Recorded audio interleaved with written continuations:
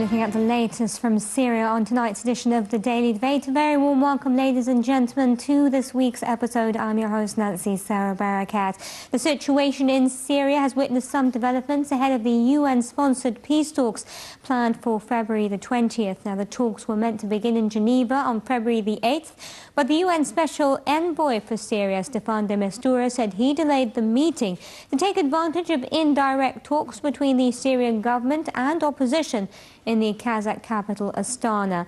For his part, French Foreign Minister Jean-Marc Ayrault said that the next round of peace talks could turn out to be disappointing because of what he termed the Syrian government inflexibility. On another front, Syrian President Bashar al-Assad rejected the creation of safe zones for refugees and displaced people in Syria in an interview that was released on Friday.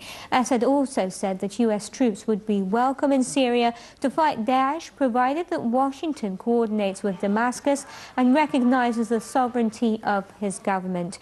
During the interview, Assad also repeated that he would leave power if voted out by the Syrian people and would consider an early presidential election after parliamentary polls are held.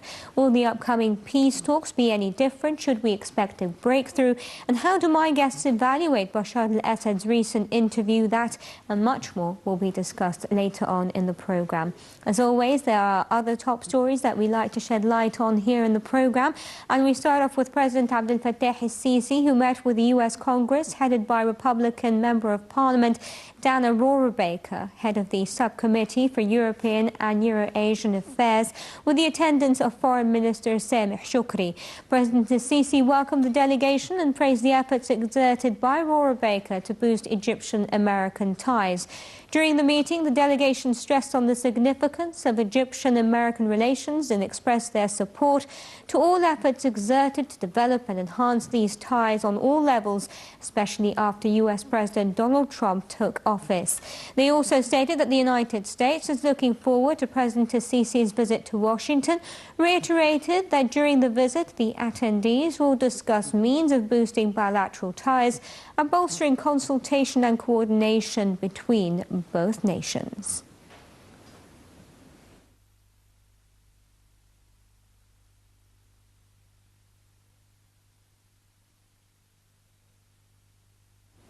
And to tell us more, we're being joined now by Dr. Hassan Waghi, Professor of Linguistics and Political Science. Thank you very much for your time.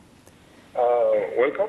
Let me ask you how you evaluate the meeting today between President Abdel Fattah al-Sisi and the U.S. Congress delegation. This meeting should be looked at from the framework that there is strong strategic ties between Egypt and the United States. And actually, it is a very good chance that the leaders and the members of the delegates discuss issues of joint significance and joint importance for the two countries. And I think communication in channels like that, when it is activated, it is very good to anticipate any situation or any crisis in the area, and especially when we have this extended crisis which Egypt is taking the leading role in fighting terrorism. So I think it's very important that is so significant, definitely. Dr. Hassan? Yes. Can you tell me a little bit more about the reasons behind this particular visit and if you saw any significance to its timing? Actually, when it comes to timing, there is a new president in the White House. Donald Trump expressed his very clear view that he wants to have to activate the strategic relationship with Egypt in a much more different horizon. And I think this should be looked at to that framework. And in general, how do you evaluate the future of Egyptian-American ties under a Trump administration? Actually, one of the most important equations for this relationship is that Egypt is a superpower, the United States is a super world power, and I Dr. Hassan, I'm having problems hearing you. I thank you very much, Dr. Hassan Waghi, Professor of Linguistics and Political Science, for your time and for your insights. Ladies and gentlemen, President Abdel Fattah al-Sisi also today met with the head of the Kuwaiti Parliament, Marzouk al-Ghanem, with the attendance of head of the Egyptian Parliament, Dr. Ali Abdel Al, and Kuwait's ambassador to Cairo. Al-Ghanem had delivered the greetings of the Kuwaiti Emir, Sheikh Sabah al-Ahmed al-Jabir al-Sabah, and praised the brotherly ties between the two nations. He stressed that the Kuwaiti leadership, the people of the country, value their ties and are keen on developing them on all levels, politically, economically, as well as socially. President al-Sisi also sent his greetings in return to the Kuwaiti Emir and congratulated him on the 11th anniversary of his coronation, hailing his role in boosting Arab unity due to his special position among Arab leaders. The Egyptian leader also expressed Egypt's keenness to develop bilateral relations with Kuwait in all fields. That's all the top stories we have for you for this edition of the debate. Let's take a look at our first report for the evening and a closer look at the interview that was conducted with the Syrian President Bashar al-Assad, and then we'll be back to discuss that. Stay with us.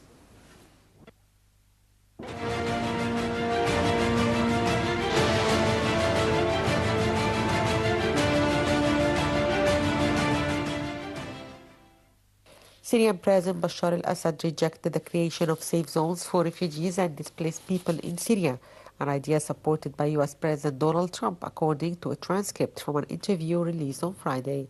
Assad said safe zones would be at risk of attack from armed groups. He signaled he would welcome cooperation with Washington in the fight against Daesh.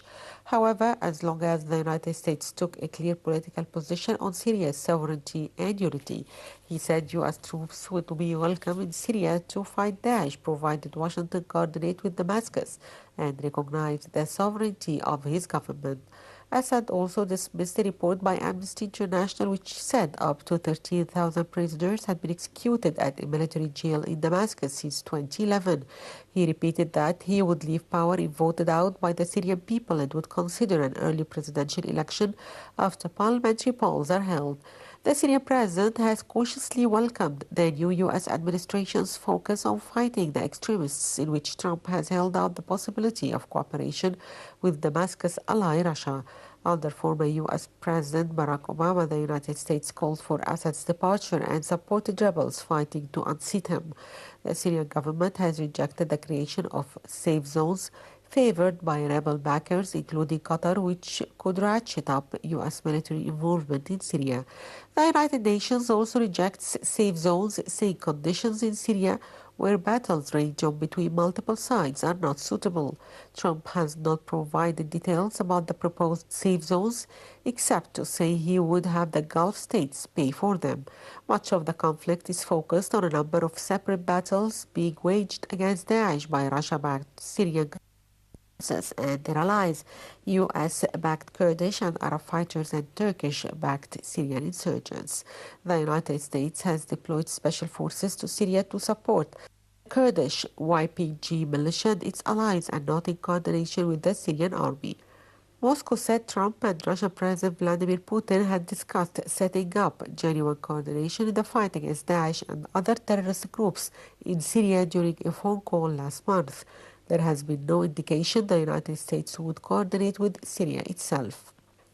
For now, U.S.-Russian cooperation is largely limited to ensuring that the two countries' air forces operate safely and that the risk of accidental confrontation or collision is minimized.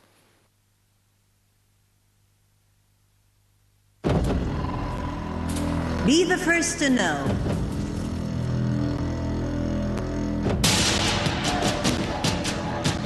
The news live at the site of the event. Information on events as they are happening.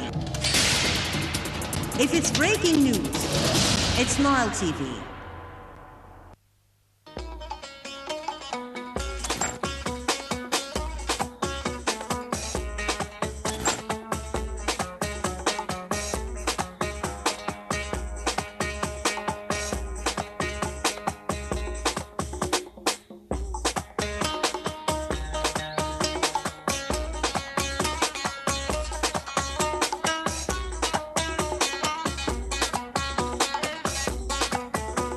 For ads on Nile TV, Egyptian Radio and Television Union, the economic sector, info@nileinternational.net or call us on the following numbers.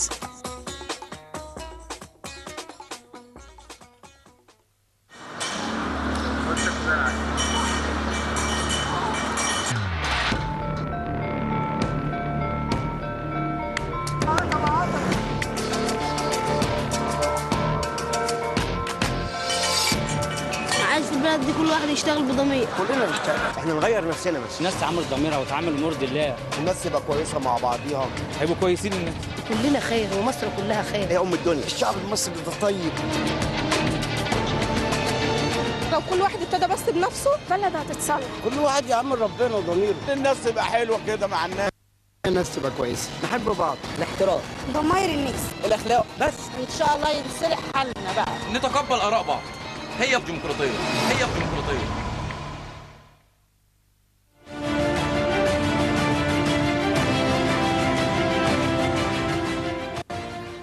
Welcome back, ladies and gentlemen. Joining me here in the studio is Ambassador Dr. Samir Burhan, former Assistant Foreign Minister. Thank you very much for coming in this evening. Also joining me is Mr. Sharif Liz, a political analyst. Thank you very much for your time. Thank you. Ambassador Samir, let me ask you first your overall interpretation of what's going on in and around Syria. In fact, the situation in Syria is very complex. After 6 years nearly of a civil war between the system or the government of Bashar al-Assad and the other factions, either Nusra or Daesh or whatever it is, I think the situation is now has to be solved by political negotiations. I think the option of military decision has been failed down. So I think the only option is for the government and for the opposition is to open peaceful negotiation to find a peaceful way for the relief of the Syrian people. The Syrian people, nearly 6 million of the people of Syria is either outside Syria as refugees, and the others is dispersed in the neighboring countries, in Turkey, in Jordan, in Egypt, in Iraq, and whatever it is.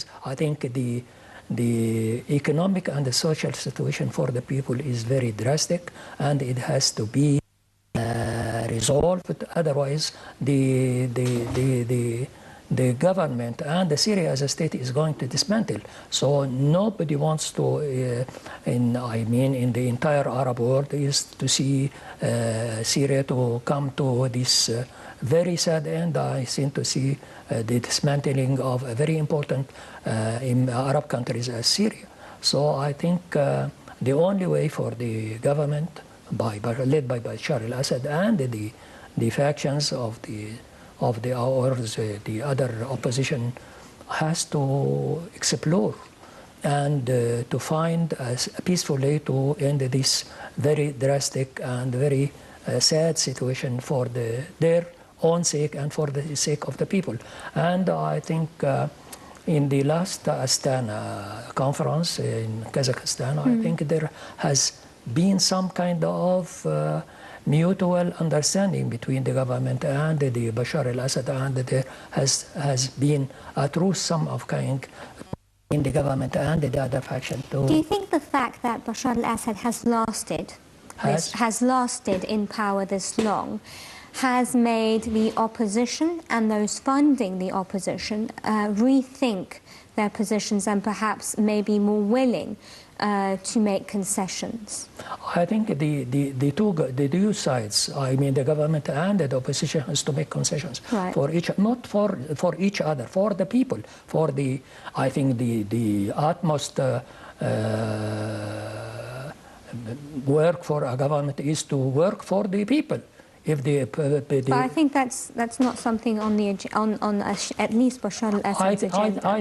I think we in Egypt has to support Syria as a state, to support Syria not to dismantle, and regardless of who is in power, Bashar al-Assad, Hafiz al-Assad, X or YZ, whatever it is. But we are, in Egypt, I think the Egyptian policy is to hold Syria as one state. Otherwise, if it's by any means, I mean, unfortunately, if it happened, I think this will flood over all the neighboring countries, Iraq, Lebanon, Turkey, Jordan, Egypt as well. Right. So I think the utmost work for every neighboring countries is to keep Syria as one state.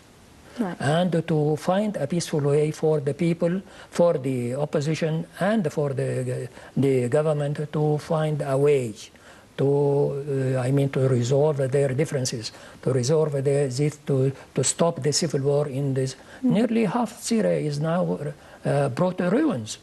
Yes. Nobody wants to see this catastrophic disaster happening in Syria or happening to the people of in Syria. Right. Let me ask Mr. Sharif how he evaluates. How do you, sir, evaluate the situation in Syria as it stands, and perhaps also, if you can tell us a little bit about your impressions of the recent interview that the Syrian President Bashar al-Assad conducted?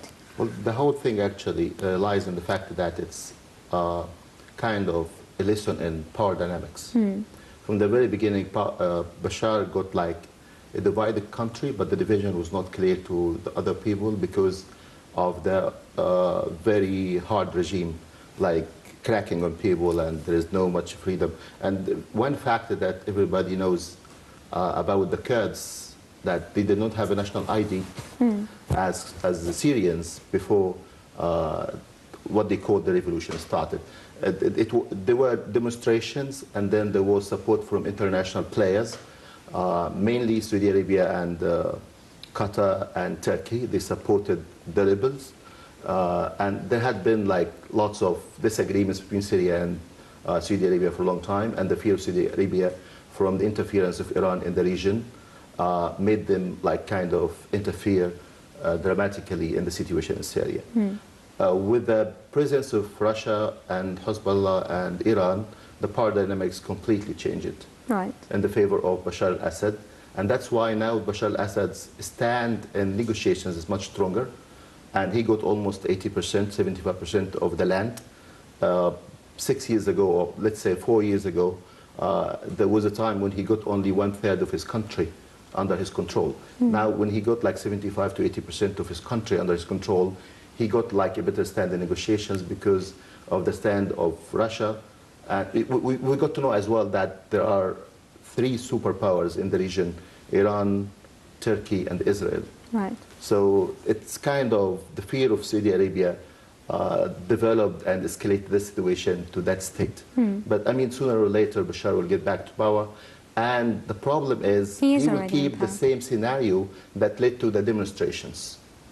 Because the cracking on opposing parties, not giving the minorities the rights, but I'm talking about the Kurds. The Christians were happy with Bashar, but the Kurds were not happy. The Sunni are not minority, but they were not controlling the country. So they were not very happy, not all of them, some of them. So if he keeps the same problems, he may have the same scenario later on. I mean, that's a little bit I mean, how he's going to manage Syria if he does stay in power is a little bit far-fetched, because what we're looking at right now is a very divided country, war-torn, and obviously you've got so many factions in the opposition. You've got so many elements involved, be it other countries such as Turkey, Iran, Russia, the United States, other countries who are not overtly involved.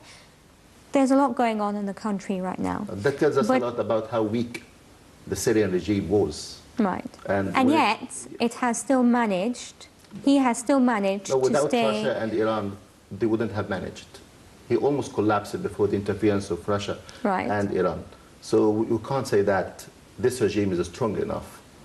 So it's a weak regime supported by Russia, because Russia now is getting advantage on the coast of Syria, and it got presence here. So And that because after Crimea crisis, so they had to move somewhere in the Middle East to get more advantages. Nevertheless, he is still the president of yes, Syria. Yes, of course, he will stay. He conducted the recent interview, and a lot of analysts felt, and I'll come back to you, Dr. Samir, that there were hidden messages in his interview, maybe messages of reconciliation with the United States, or if you will, an olive branch here, there, and between the lines. How did you see this particular interview and the main topics that he touched on, especially when it came to the United States? In fact, I see Mr.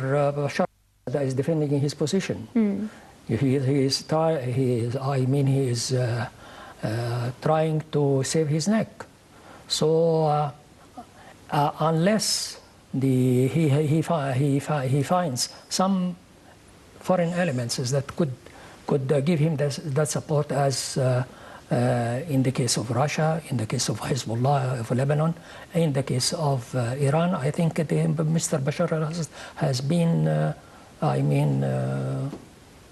got out of Syria for a long time now, but he's still hanging to power because of foreign interference. Right.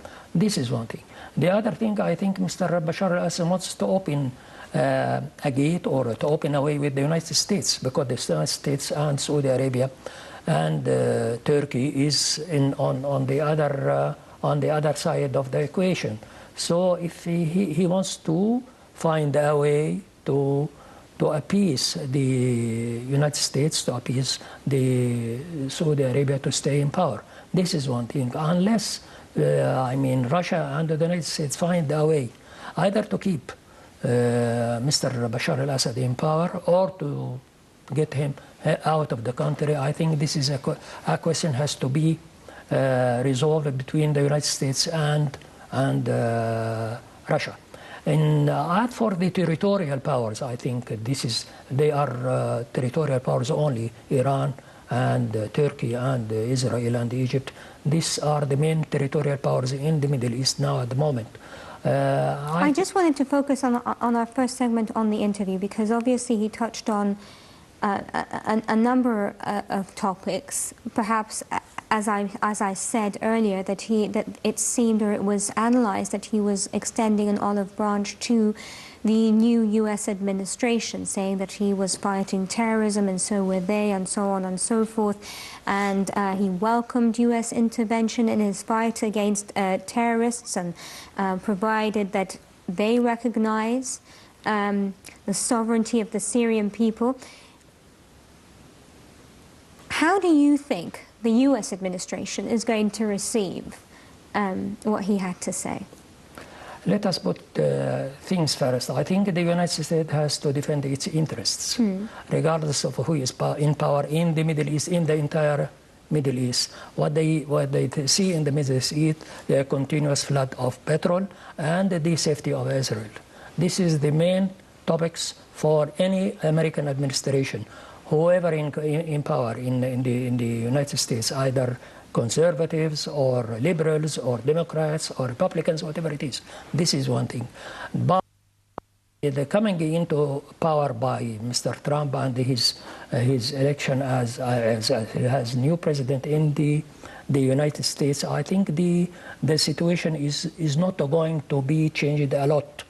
Because what determines the United States policy is institutions, not persons. You see, you say that, then we never thought that he would carry out his threats of a travel ban on 7 majority Muslim countries, and yet he did. Obviously, it was blocked by the judiciary, but as a president, he did try to pull it off. Mind you, but that he has to fulfill some of his promises. Right. This is what he promises in the election. So he had made so many promises, including transmitting the United States Embassy from Tel Aviv to Jerusalem, and to put a ban on the Muslims or the Muslim terrorists to come to the United States. And he has I mean, made so many promises to the people, or to the Republicans, or to the great, I mean, side of the American people. So he has to feel something, and I think he has opted for the easiest one, and to put some ban on the terrorists, which he thinks comes from 7 Muslim countries: Syria, Iran, Iraq, Yemen, Libya. I don't. This is all those I mean, countries who had so many troubles. So I think he wanted to just to put a ban on the not on the terrorists themselves, but on the flood of refugees from these countries, because so many refugees has immigrated from these countries into Europe and to the United States and even to Australia, and including the main important countries in the Middle East. So this is one thing. But I think Mr. Trump, as I mean a novice in politics, and he has to assess his situation and to touch how the problems he is going to tackle. Otherwise, I think even in the United States itself, so many demonstrations against Mr. Trump, and the decision by the court has put a veto on his decision to ban the Muslims from entering the United States. So I think there are many issues he has to tackle, and including the situation of the Middle East. But let us go back to Mr. Bashar al-Assad. Mr. Bashar al-Assad, he wants to extend his life in power by extending his hand to the United States and to the Saudi Arabia. Is he going to succeed or not? This is something that has to be discussed. Well, let me ask Mr. Sharif, do you think he's going to succeed or not in extending his life or his presidency? Well, he can actually make this try, right. But it totally depends on and how willing Saudi Arabia, Qatar and the USA in their negotiations about the future of Syria, because it's quite clear that the future of Syria is not in the hands of the Syrians now. Right. He cannot apply any rules in his society. He cannot take decisions by himself. He's always waiting for somebody. Even in Kazakhstan, the conference, he was not really part of it. Everything was decided by Turkey and Russia. So it's a matter of power dynamics. He's not powerful. He's got to try. And with the support of Russia and mainly Russia, because Iran wouldn't have a say in the negotiation process, he may have a chance either to leave power unpunished, or he could stay for like 1 year or something until elections, but probably his future is at stake. If I ask you, do you think, though, that the U.S. administration now under Trump would be more willing or more malleable, if you will, in dealing with Bashar al-Assad, or do you think they will continue to take a sort of no discussion approach? Well, we're not talking about Trump, we're talking about the superpower, which is the USA. I mean, for them, Bashar is nothing. Right. So they would care much about China, about Russia. So he's part of the negotiations. Right. He's not like a player, a real player in the game. So they wouldn't consider him much. They would consider their own interest in the Middle East and how this would serve them. But for them, because the USA has got like a policy, whenever they are in certain area, they only talk to the powers. Right. That's why they had relations with the Muslim Brotherhood in Egypt, because for them, they're presenting power. And that's why they contacted them, not because of ideology. So they don't care about ideology, they care about, in reality, who is holding the cards. Right. And Bashar is not holding any cards nowadays, so right. I mean, he's in a very weak position. So in Syria, would you say Russia is holding the cards? Who would you say? For now, I think Syria is the main, Russia is the main player in negotiations in the future of Syria, and Bashar has to say about this. We talked about the future of Bashar al-Assad, but the thing is, we've never really spoken about what could happen if he's no in power. The day after Bashar al-Assad leaves, obviously it has to be a well thought through plan, because we've seen in many scenarios, or at least in several scenarios here in the Middle East, where the dictator is sort of yanked out of power and chaos looms. So do you think that the same scenario, do you think that Bashar al-Assad might actually be some sort of blessing in disguise, that the fact that he's still in power because more chaos could be... So they might work on transition of power. Right. Based on elections, based on him serving 1 term or 2 years and then new election, so things move smooth, and they would keep for the Alawis the same power they got.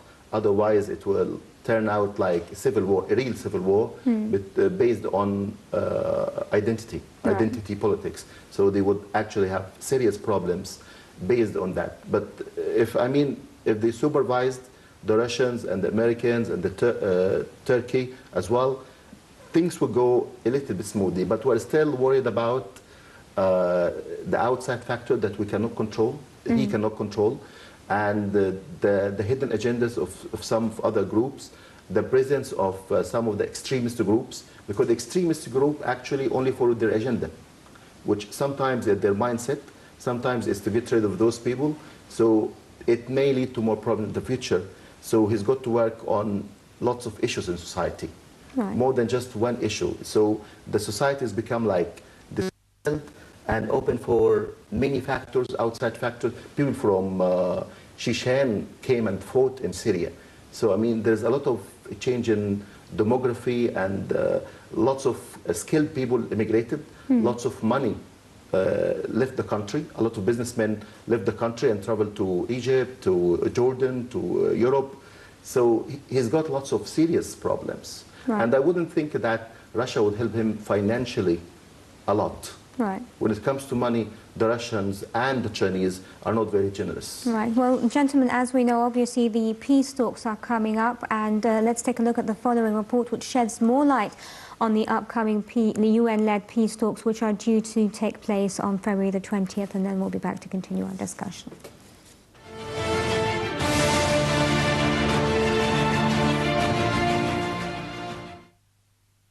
French Foreign Minister Jean-Marc Ayrault said on Friday the next round of United Nations-led peace talks on Syria, scheduled for the 20th of February, could turn out to be disappointing because of Syrian government intransigence. Ayrault said at a joint news conference with the UN Special Envoy for Syria, Staffan de Mistura, that it is important that these negotiations are credible, that the parties come in good faith, because there have already been disappointing experiences. The UN-sponsored talks had been planned to begin in Geneva on the 8th of February.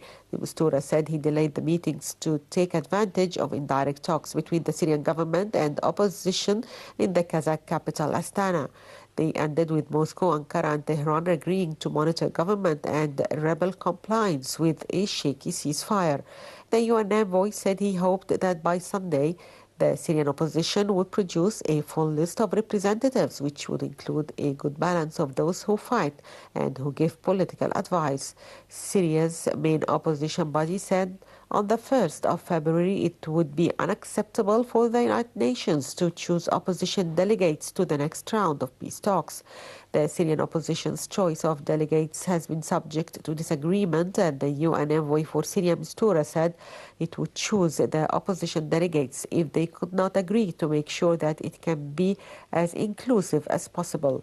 The Saudi-backed High Negotiations Committee, the HNC, Syria's main opposition body, which includes political and armed groups, has criticized Mistura's comment as unacceptable.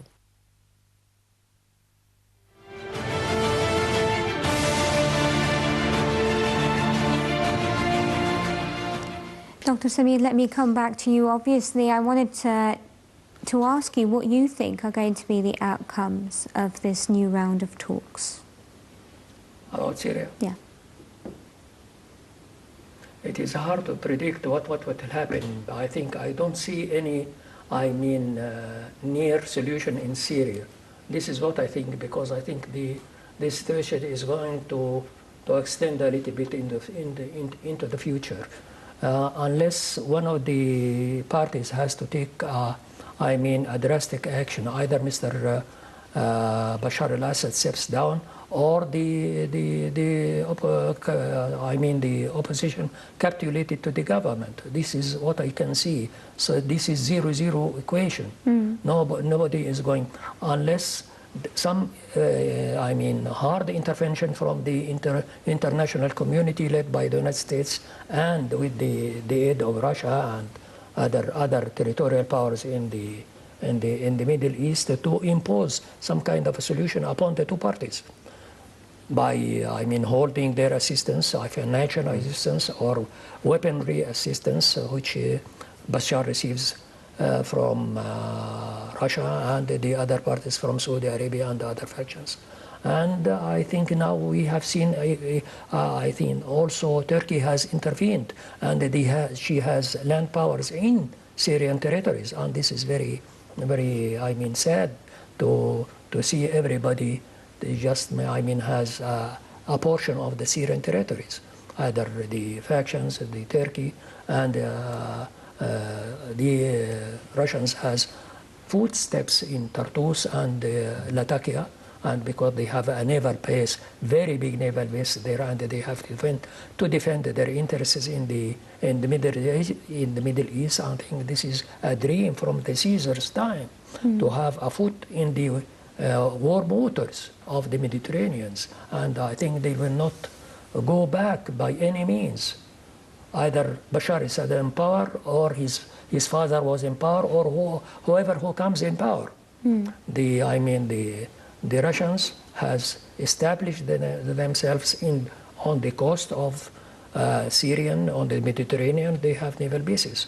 This is one thing. I think also we have to look into the, Israel. Israel is still holding the Golan Heights, and I think no government in power in Syria will be able at the moment or at the present to negotiate with Israel or to get Israel out of the Golan Heights. That means the Golan Heights will be under the Israeli control for a long time to come. This is very bad situation. Right. This is one thing. The other thing, the intervention from Iran was supported by Hezbollah, and they have also some nasty hands in the situation. They are just playing bad roles in triggering the fire. Or you've also got putting Daesh, which is obviously... And this is the other factions, Daesh, Jabhat al-Nusra, and I just sensed about 10 factions in the Al-Qaeda, Daesh, al-Nusra, Gund al-Islam, so many factions. How those people are playing in this situation, and unfortunately, the most of Arab nations and the Arab League is outside of this scenario, unfortunately. Because do you think the Arab League should have taken a stronger stance towards what's happening in Syria? This is what I hope. This is what I hope for the sake of the Arabs, the entire Arab nation, for the sake of Syria, for the sake of Iraq. Now look at the map of the Arab world.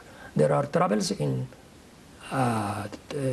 Syria, Iraq, Libya, Yemen, so many countries, and other countries, either internal frictions or international intervention or civil war, whatever it is. Very sad situation. I think the present time for the Arabs is very bad time. And unless the Arabs wake up, they will be out of history. You see, the thing is, you say that, and that's something perhaps so many of my guests have called for, is that the Arab League should take more action, should have more of a say, and so on and so forth. But then there are others who will say, well, the Arab League has no force, has no army in order for it to have a stronger say in what happens in the region. Now, there was talks of an Arab army, and then those fizzled out, and we aren't hearing anything about it anymore. Let us put the facts. I mean, the Arab League is a reflection of the Arab nations. If the Arabs, I mean, have some kind of a unified will, the Arab League will come to survive. If they will not have the will to get the Arab League survive, I think this will be a dead body. So I think this is the Arab League is not I mean, a strong organization. It is an organization representing the wills of the government. If they find I mean, consensus on an issue, I think this will pass. If they have some differences on another issue, it will not pass. Right. I mean, the situation of the Arab League, how the decision is made inside the Arab League is very I mean, inappropriate for the Arab causes. Right. If I come to you, Mr. Sharif, and ask you about your opinion as to how the talks will proceed in Geneva, what do you think is going to be the outcome? Well, I mainly agree with the ambassador about more or less they will impose the solution on Syria. Because you got the faction that Qaeda and Fajr al-Islam and the Nusra and these factions wouldn't agree on anything, and they wouldn't accept. Like, their mindset is not like geared into what's termed to be negotiations, political negotiation. They are not flexible enough to come to a solution or a compromise. So I think more or less they would impose a solution on them, and it's almost happening because they are only controlling a small faction of Syria. They are not as powerful as they used to be.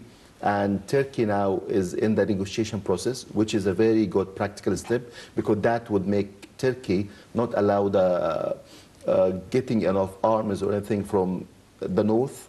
So, I mean, they would work it very hard on the extremist group so that they would come up with the solution. If Turkey accept the solution, Russia and the USA, then they would impose the solution in Syria.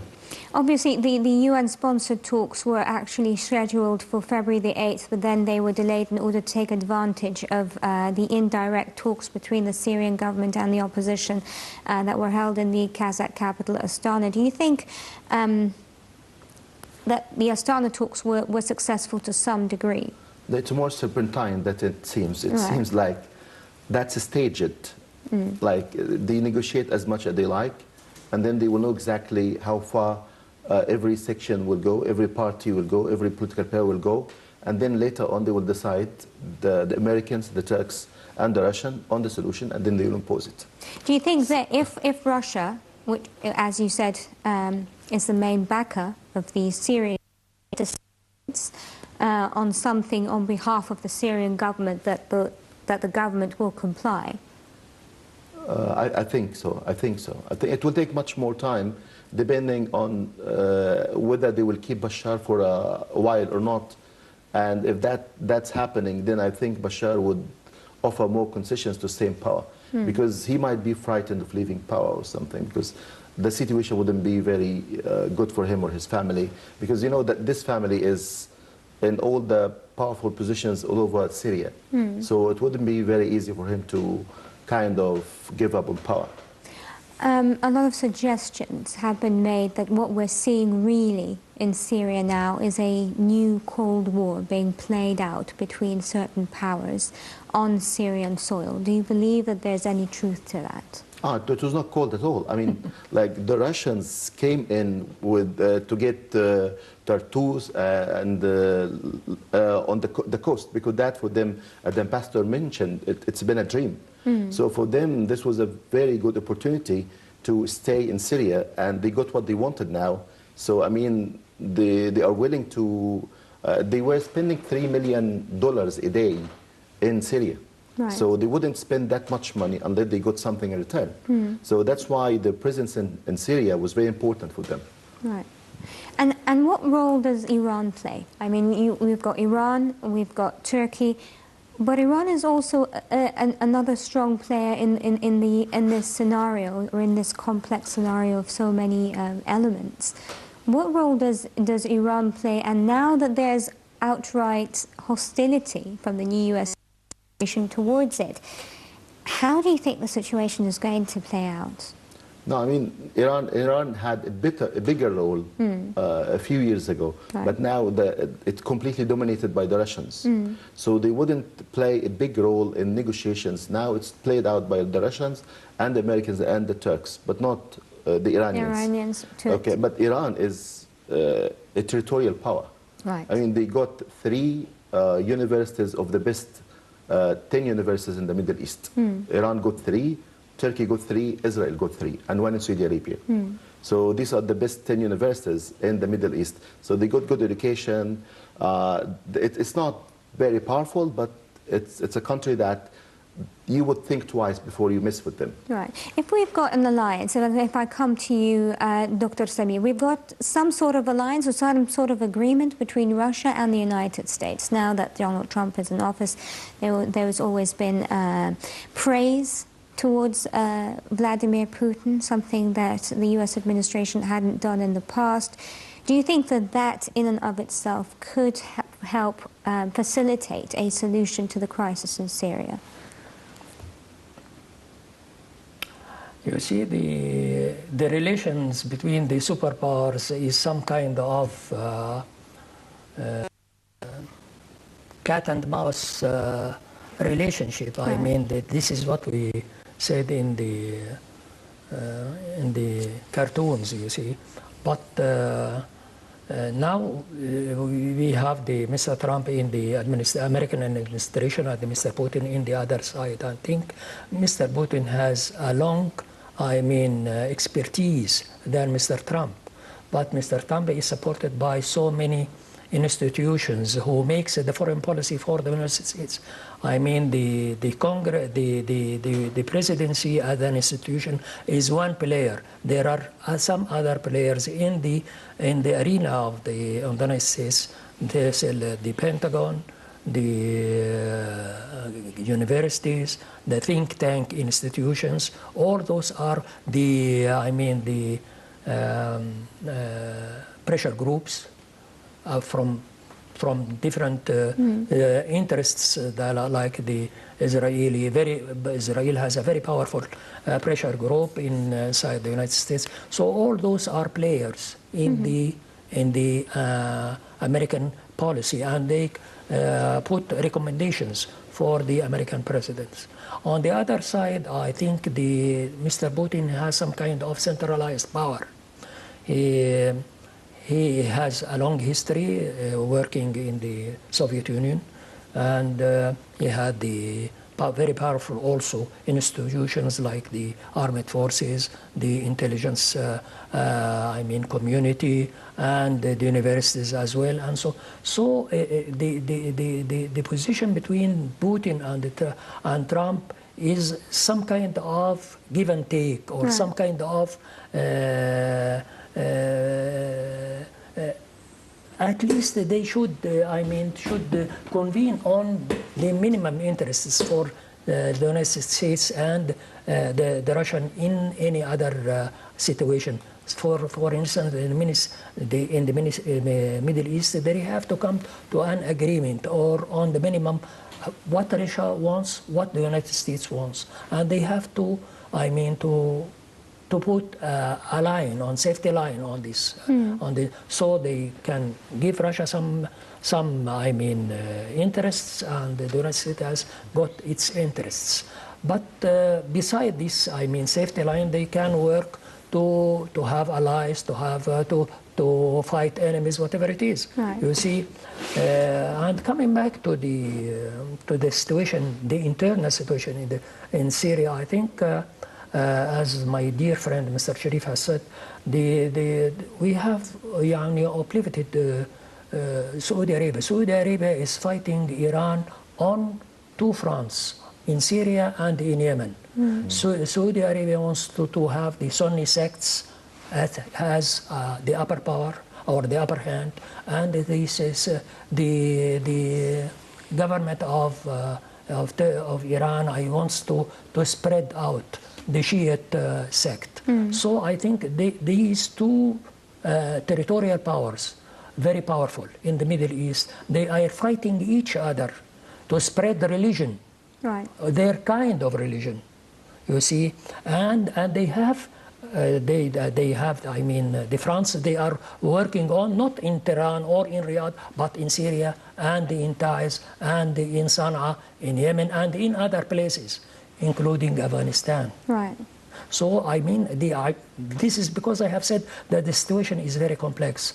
We have the superpowers, we have the very important territorial powers, and we have the victims. Right. If the elephants are fighting, I think the grass has to suffer. Right. We are the grass. Indeed, indeed. Gentlemen, I thank you very much for your time and for coming in tonight. Hopefully we will see some light at the end of the tunnel for the people of Syria and for the situation in that country. Mr. Sharif, Liz, a political analyst, thank you very much for coming in tonight. It was a pleasure, as always, having you with us. Ambassador Dr. Samir Burhan, former Assistant Foreign Minister. Ladies and gentlemen, from myself, Nancy Sarah Barakat, it's a very good evening. Thank you.